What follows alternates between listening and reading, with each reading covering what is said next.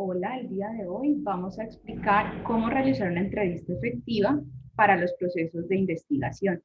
Esto les puede servir no solamente para los proyectos o sistematizaciones, sino también para la elaboración de diferentes entrevistas en los campos que sean necesarios. Primero vamos a entrar con la definición de qué es una entrevista. De acuerdo a Díaz, la entrevista es una conversación que se propone con un objetivo predeterminado, distinto al hecho de conversar, a fin de obtener respuestas verbales a los interrogantes planteados sobre el problema propuesto. Es decir, cuando ustedes tienen una problemática ya identificada o un tema del cual quieren trabajar durante estos procesos, lo que deben hacer es proponer una conversación dirigida para obtener algunas respuestas a ciertos interrogantes que se les van a plantear durante el transcurso del proceso. Las entrevistas tienen tres tipos en los procesos de investigación. Una de ellas es la entrevista estructurada. Esta lo que tiene son preguntas que se plantean antes con un orden específico y se aplica de forma dirigida. El segundo tipo de entrevistas es el semiestructurado. Estas son un poco más flexibles que las estructuradas, pues parten de preguntas que ya están establecidas, pero pueden desviarse un poco de acuerdo a la necesidad y condiciones de las personas a las cuales se les va a aplicar. Y la última son los tipos de entrevista no estructuradas. Estas son más informales, flexibles y se plantea con la finalidad de adaptarse a las personas y sus condiciones. Es decir, este tipo de entrevista no tiene un formato predeterminado como las anteriores. Las recomendaciones básicas para aplicar una entrevista son las siguientes. Debe primero contarse con una guía de entrevista que tenga preguntas agrupadas por temas o categorías con base a sus objetivos y al desarrollo teórico del cual se quiera trabajar. El segundo es elegir un lugar agradable que fortalezca un diálogo profundo con la persona que se va a entrevistar, sin ruidos o de pronto algún distractor que entorpezca esa entrevista y la grabación que se va a realizar. Aquí es importante conocer que pues durante esta pandemia no se pueden hacer o es difícil en algunas ocasiones ir a un lugar para hacer de forma personalizada la entrevista. Entonces, pues deben usar algunas otras herramientas como plataformas en Meet o Teams o a través de Zoom, en donde ustedes puedan encontrarse con esa persona, pero teniendo cuidado de que no hayan ruidos de fondo o algún distractor que en la grabación que ustedes realicen no se pueda escuchar o no pueda haber una fluidez en esas preguntas y respuestas que van a hacer con la persona a entrevistar.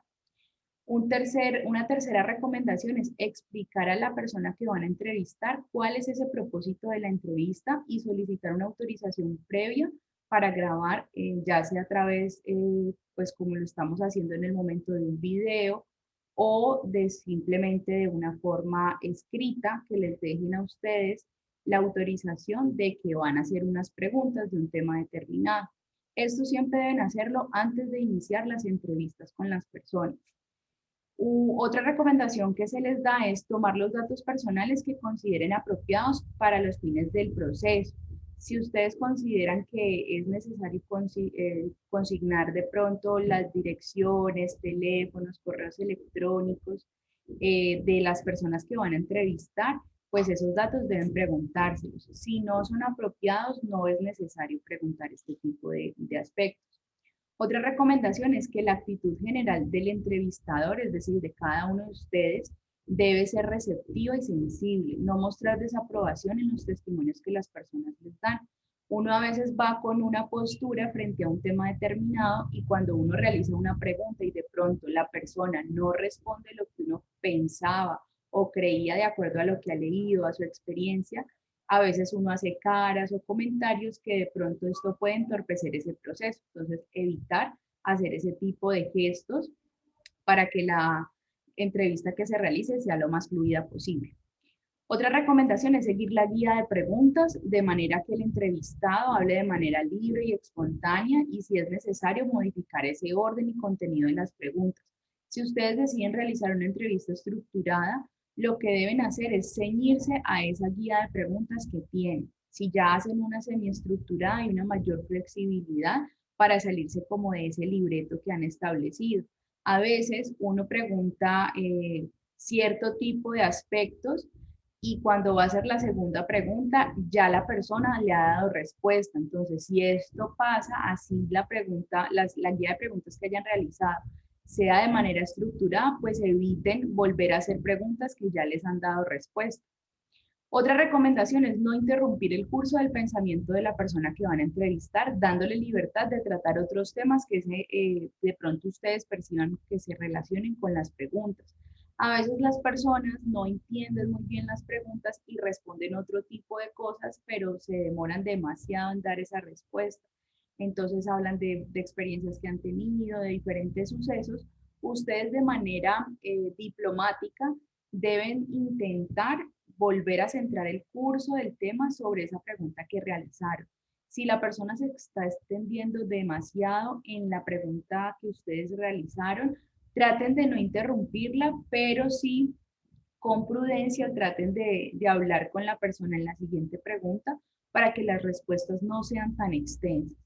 Generalmente uno debe tener prudencia y no tener presión en ese entrevistado para profundizar o aclarar aspectos relevantes para ese propósito del estudio. No presionar a las personas, ni decir que solamente vamos a tener 3 minutos, 5 minutos, no darles un tiempo determinado. Sí hay que contar más o menos con un rango de tiempo en el que dura la entrevista para que la persona se prepare, pero si ella en ese momento está de pronto muy encarretada hablando sobre la pregunta que ustedes le hicieron, traten de manera prudente pues centrarla más y que las preguntas que ustedes les hagan generen unas respuestas mucho más concisas. De acuerdo a todo esto, entonces, ¿cómo debemos empezar para hacer nuestras entrevistas? Lo primero que ustedes deben hacer es construir esa guía de preguntas. Lo que se les recomienda es que no excedan de 10, es decir, que el tope máximo de preguntas que ustedes realicen sean 10. Estas se deben realmente centrar en información realmente relevante de acuerdo al tema que van a trabajar. Entonces, si lo que ustedes quieren, por ejemplo, es conocer cómo son esos procesos de lectoescritura en los niños de determinado grado, pues ustedes deben primero tener un conocimiento teórico sobre ese tema para poder formular unas buenas preguntas. Y estas, en lo posible, traten de que sean abiertas. Entonces, si el tema es el que les digo, las preguntas deben estar orientadas a cómo es esa metodología de trabajo, qué tipo de herramientas pedagógicas o ayudas pedagógicas tienen los profesores para abordar este proceso de escritura, si ellos conocen de pronto el desarrollo que deben de tener los niños, neurológico o biológico, para estos procesos, ¿sí? Traten también de primero centrarse en a qué tipo de persona ustedes van a hacer estas preguntas. Si las preguntas son para personas expertas, es decir, los docentes, directivos, no hay problema en que ustedes manejen un lenguaje técnico. Pero si las preguntas son para padres de familia o para otro tipo de personas que probablemente no tengan un nivel educativo alto, pues las palabras que deben usar deben ser un poco más coloquiales. Lo segundo que deben hacer es, cuando ya tengan el listado de las preguntas de acuerdo a esos temas, con información relevante, entonces ustedes deben de validar el instrumento. Toda técnica o instrumento de investigación que ustedes realicen debe ser validada. Esto con la finalidad de que la información que se requiere recopilar sea lo más clara y efectiva posible. A veces uno hace una guía de preguntas y va y la aplica directamente a la persona y resulta que la persona no responde lo que uno esperaría que se respondiera. Esto se debe a que las preguntas probablemente no fueron muy claras. Entonces, la validación lo que evita es ese tipo de inconvenientes. La validación se puede hacer de dos formas. La primera es enviando esa guía de preguntas a un experto.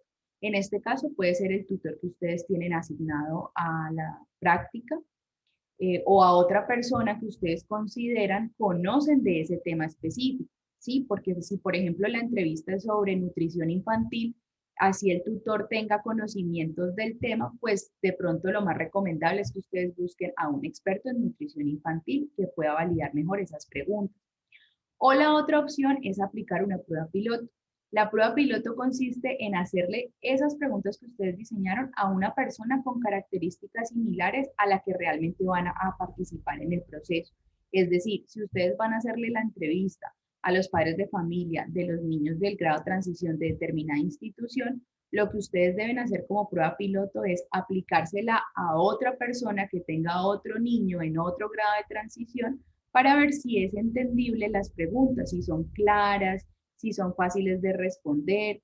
¿Cómo se da cuenta uno que las preguntas realmente son efectivas? Cuando la persona no se te demora tanto tiempo en responderla, no tiene que pensar mucho, porque a veces cuando uno piensa mucho la respuesta es porque la pregunta no ha sido muy clara.